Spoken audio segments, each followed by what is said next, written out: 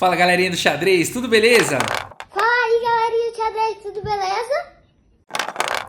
Tudo beleza. Pessoal, o Meltwater Chess 2021 foi um torneio que passou muito rápido, voando, né? E não deu tempo de cobrir as principais partidas ali. Enfim, as principais acho que cobrimos, os momentos mais importantes, mas ficou muita coisa legal pra gente analisar. A gente tem aqui o Jordan Van Foreest contra Magnus Carlsen, uma partida assim inacreditável. Vamos dar uma olhada. O Jordan Van Foreest abriu com o peão do rei E4. Temos aqui C5, a defesa siciliana pelo Carlsen.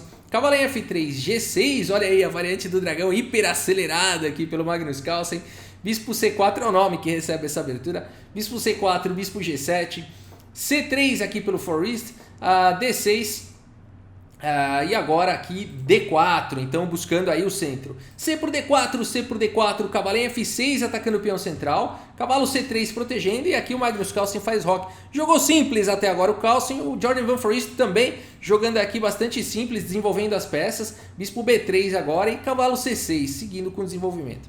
H3 e aqui o Magnus Carlsen então já fez o roque, já desenvolveu algumas peças, parte para agressão, faz aqui o lance B5, né? Isso que você tem que fazer quando seu adversário ainda não fez o roque. Aqui o Jordan Van Foreest fez alguns lances um pouco mais devagares, aí postergou o roque, o Magnus Carlsen já começa a agredir. Isso aqui é um lance muito instrutivo, né? Aqui qual que é o ponto todo? Se não foi o lance jogado, se o Jordan Van Foreest fala, oba, um peão, aqui tá vindo dama A5, cheque. Um cavalo volta, e aqui até teria cavalo por E4, mas talvez até mais forte fosse bispo A6, não ligando para recuperar o peão, mas sim jogando lances ativos, impedindo o roque, e seria muito difícil de jogar isso daqui de brancas. Pelo preço de um peão, valeria muito a pena, né? As pretas já têm um desenvolvimento bem melhor do que as brancas, mobilidade, as torres entrando em jogo, e as brancas estariam em problemas aqui, né? Então por isso que B5 foi jogado pelo Carlsen e agora a roque aqui antes que seja tarde pelo Jordan Van Foreest. E o Carlsen aproveita que ele conseguiu aqui essa passagem grátis aqui para esse peão, esse ticket, e segue agora com B4 atacando o cavalo aqui do Jordan Van Foreest. Temos cavalo D5, cavalo por D5, bispo por D5, agora o cavalo de C6 está atacado e não pode sair daí. Bispo B7 protegendo e bispo E3 protegendo o peão central. Temos torre C8 colocando aí mais uma proteção em C6, tirando a torre da diagonal de casas claras. Dama em A4 pressionando C6 e aqui simplesmente E6, falando vai, decide o que você quer fazer com esse bispo. O bispo volta para B3 e agora o Carlsen segue aqui com o cavalo A5, né? Você pode estar curioso, falando, poxa, ele se voltou o bispo aqui, não daria para capturar e depois ganhar o peão de B? Por exemplo, o bispo por C6 aqui, bispo por C6 e aí dama por B4? Poderia, mas o Carlsen recuperaria o peão e ele ainda trocaria um peão que não é central por um peão central aqui, por exemplo, depois de A5, dama D2 e bispo por E4, e o Magnus Carlsen teria trocado então um peão não central de B4 por um central de E4. Valeria a pena isso daqui para o Magnus Carlsen, ficaria bom para as negras. Por isso que aqui o Jordan Van Foreest prefere, e além de tudo, abriria a mão do par de bispos, né? O Jordan Van Foreest prefere jogar com bispo B3. A partida seguiu com o cavalo em A5, agora atacando o bispo. O Magnus Carlsen quer ficar com o par de bispos. A partida segue com o cavalo D2, D5. Temos torre de F em C1 e agora sim, cavalo por B3, capturando aí o bispo. Temos A por B3, torre por C1, cheque, torre por C1. D por E4, parece que ganha um peão, mas está caindo aqui em A7 também. Temos dama por A7 e agora bispo D5. Temos torre C7, a torre na sétima, dama em A8, cavalo C4, aqui dama por A7, trocando as damas, torre por A7. E a gente tem esse final aqui, esse quase final, meio jogo barra final, esse tema maravilhoso aqui do par de bispos contra bispo e cavalo. Vamos dar uma olhada nessa batalha de peças menores aí, par de bispos contra bispo e cavalo. O Magnus Carlsen segue com F5, temos cavalo em E5 e agora F4, rapidamente aqui avançando com a maioria de peões. Magnus Carlsen quer criar um peão passado aqui daqui a pouco. A partida seguiu com bispo D2, colocando o bispo em segurança e atacando o peão de B4. E agora temos então uma decisão muito interessante do Magnus Carlsen. O Magnus Carlsen, detentor do par de bispos aqui, vai para uma decisão extremamente corajosa. Bispo por E5, capturando o cavalo, abdicando do par de bispos e mais do que isso, ficando com bispos de cores opostas. Muita gente pode dizer, poderia num primeiro olhar dizer que isso é loucura, mas vamos ver o que o Magnus Carlsen tem por trás. A partida seguiu com D por E5 e agora G5, que loucura, que loucura. Aqui o Magnus Carlsen deixa o peão de B4. A partida seguiu com o bispo por B4. Além de entregar o par de bispos, ficar com bispos de cores opostas, o Magnus Carlsen entrega o peão de B4. Olha a genialidade do cidadão. Ele segue agora com torre C8, a torre na coluna aberta. A gente pensa, vai jogar a torre B8, né, tentar ir atrás de peão. Nada disso, o Magnus Carlsen só tem um foco agora na partida e se chama peão passado. A partida seguiu com bispo C3, bloqueando aí a torre, e agora bispo por B3 aqui capturando um peão. Temos torre em A3 atacando o bispo, bispo C4, bispo em A5, bispo D5, torre C3 propondo a troca das torres. Nada disso, a troca das torres aqui provavelmente levaria para um final equilibrado, aí com chances de empate, por se tratarem de bispos de cores opostas. O Magnus Carlsen tem um foco, o peão passado, e esse foco precisa de ajuda. Ajuda do bispo e ajuda da torre. Torre B8 evitando as trocas, pressionando B2. Temos aqui B4 colocando o peão em segurança e avançando com esse peão passado. Rei F7, o rei segue na luta. Torre C7, cheque, rei G6. Torre D7 e aqui o lance que o Magnus Carlsen tanto preparou. E3 criando o peão passado. F por E3, F por E3, torre D8. Vamos trocar a torre. Nada disso, torre B7 aqui pelo Magnus Carlsen. Temos torre em F8. E aqui não fica muito fácil de jogar a torre em C7, não pode. D8 aqui, a fileira do fundo está dominada. O Magnus Carlsen segue com bispo C4. E agora temos torre F6, cheque. Rei G7, torre F3 e aqui E2. O peão passado já está aí na sétima. Rei F2, o rei fica controlando aqui a casa de promoção do peão. A partida seguiu aqui com bispo B5. Agora eu preciso comentar esse lance. Aqui começa a genialidade da partida, tá bom? Bispo B5 não é um lance qualquer. Bispo B5 é o único lance que permite às negras um plano vitorioso.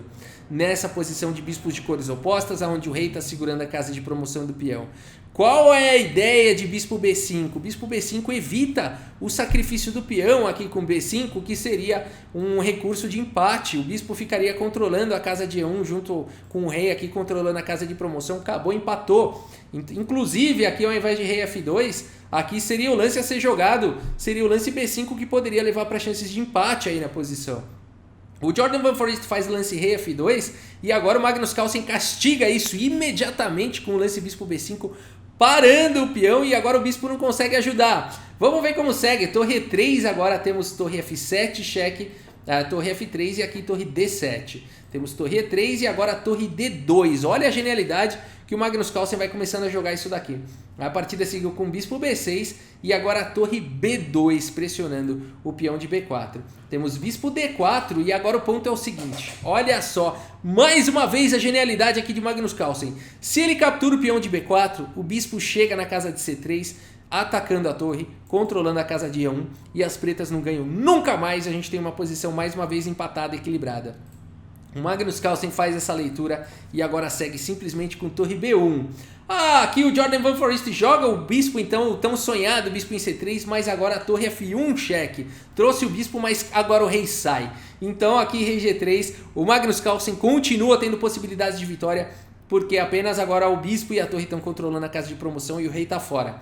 Mas como seguir? O Magnus Carlsen vai mostrar H5, agora temos H4, G4. E aqui a gente tem praticamente uma posição aqui de zug-zwang, as pretas vão vencer. Qual que é o plano aqui das negras?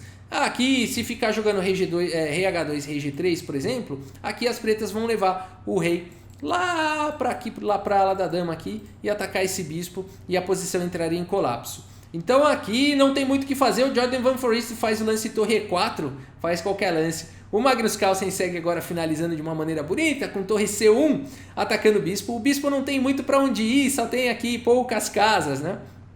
Aí ele não pode largar a casa de promoção do peão, senão o peão está promovendo com cheque, né, e capturando aqui na sequência. Então bispo D2, mantendo aqui o controle da casa de promoção, mas depois de simplesmente torre D1, Jordan Van Foreest abandona aqui a partida. Que final foi esse? Como é que o Magnus Carlsen fez isso? Incrível! Incrível a genialidade aqui do Carlsen. E aqui abandonou, né? Ah, Rafael, mas abandonou cedo demais. Aqui dá pra continuar defendendo esse bispo, ou tira o bispo. Enfim, tá controlando ainda a casa de promoção do peão. Abandonou por quê? Abandonou porque não dá mais, pessoal. Aqui realmente, olha só. Se jogar bispo C3, tentando manter... Aqui tá vindo torre D3 com cheque, olha só, ganhando imediatamente. Ah, mas e se jogar a torre D4 aqui protegendo o bispo? Aqui simplesmente torre por D2, depois de torre por D2, E1 promovendo para a dama, torre F2, rei G6, vai para uma posição vencedora aqui também para as negras, né? Por isso que depois de torre D1 simplesmente não há o que fazer e o Jordan Van Foreest abandonou. Vamos dar uma olhada no relatório do chess.com e depois entender aquela linha lá, como é que o Jordan Van Foreest poderia ter feito para empatar. Mas que genialidade do Carlsen, hein? Que final maravilhoso esse aqui, indo para bispos de cores opostas, entregando um peão, uma visão de jogo, né? Apostando tudo no peão passado, uma visão de jogo para realmente ensinar a gente, tem uma lição muito grande aí nessa partida, né? Vamos dar uma olhada no relatório.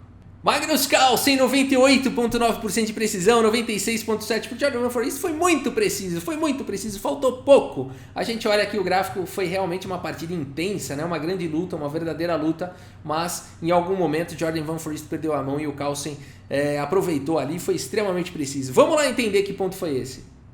Rei F2, já comentamos durante a partida que esse foi o problema, que aqui as brancas tinham que ter jogado B5. Que mágica é essa? Vamos ver.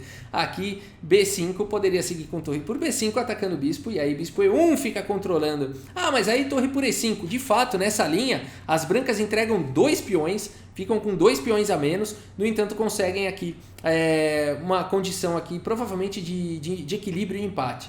Aqui poderia seguir com rei F2 e depois de torre D5 as negras não tem muito como progredir aqui, olha que loucura. Bispo C3 cheque, rei G8, bispo B4, vai manter aqui, as brancas vão manter sempre o bispo e o rei controlando a casa de promoção. Aqui bispo D3, torre F8 cheque, rei G7, torre C8, torre F5 cheque, rei E3, né? Aqui não pode jogar rei E1, senão tá vindo torre F1, aqui seria desastroso. Então rei E3 é só não fazer besteira aqui. Aqui não adianta jogar um lance como torre F1, tá? O bispo está atacado, teria que seguir com torre D5, a torre C7 cheque, rei F6, rei F2, torre F5 cheque, rei E3, e tem que ir tomando esses cuidados, mas as pretas não conseguem progredir aqui nesse final, as brancas com o jogo preciso conseguem empatar. Então foi no detalhe do detalhe, rei F2 e mais uma vez que bonito, bispo B5, o único lance aqui, deveria ter sido um lance brilhante esse aqui pela engine, porque é o único aqui que dá vantagem para as negras. É que o computador não enxerga esse lance como lance brilhante, porque ele continua achando que ele não entende que o final de bispos de cores opostas pode empatar e tudo mais, então ele pensa que aqui as pretas estão ganhando sempre aqui e tal, mas na verdade não, é o único lance que ganha esse, bispo G4, a torre E3, torre F7 cheque, olha que bonito mais uma vez essa manobra aqui, colocando a torre B2, e aqui o único lance, mais uma vez outro lance brilhante, torre B1, né? Aqui se torre por B4, bispo C3, acabou, as pretas não progridem nunca mais, vai para aquele mesmo tema. Então aqui torre B1 pelo Carlsen, né? Vai eliminar o rei aqui da defesa, bispo C3 tira o rei, H5, H4, G4 e aqui acabou, né? Vamos ler aquela continuação, se rei H2, né? Tentando jogar rei H2 e rei G3, vamos ver aquele plano lá que eu comentei, rei F7, rei G3, rei 8, rei H2, torre C1, atacando o bispo, bispo D2, torre D1, bispo C3. Aqui rei D7, rei G3, tentando vir para F2. Aqui torre F1 cortando o rei. Rei H2, rei C6, rei G3, rei D5, rei H2, torre C1, atacando o bispo, bispo D2, torre D1, bispo C3, bispo D3, aqui é a chave de toda essa solução, de todo esse problema, seria jogar o bispo cortando a conexão entre a torre e o bispo, para poder jogar rei C4 ameaçando capturar em C3. Então bispo D3 seria o lance-chave dessa manobra, depois de rei G3, rei C4 atacando o bispo, e aqui acabou. Aqui o bispo não consegue, não tem mais para onde ir, não consegue mais segurar a casa de promoção, né? Aqui realmente acabou, né? Bispo B2, qualquer lance o peão promove, e a gente teria um final vencedor aqui para o Magnus Carlsen. Sensacional esse final, sensacional essa partida, tem muito estudo para ser feito aqui nessa partida, vale a pena, que é uma partida muito bonita mesmo, mas para mim o destaque fica naquela decisão do Magnus Carlsen de capturar ali, entregar o par de bispos, que loucura foi aquela, aqui um pouquinho mais para frente, aqui nessa posição depois de bispo D2, o Magnus Carlsen nessa posição faz o que acho que quase ninguém faria, entregar o par de bispos e jogar o G5, deixar o peão em B4 e jogar a torre C8 e apostar tudo no peão passado. Fica a lição aí para todos nós. Se você gostou do vídeo, deixa o seu like, deixa a sua curtida. Se você gosta de vídeos de xadrez, inscreva-se aí no canal. E é isso, muito obrigado pela sua audiência, um grande abraço para todos vocês e até a próxima, valeu! No tabuleiro de xadrez.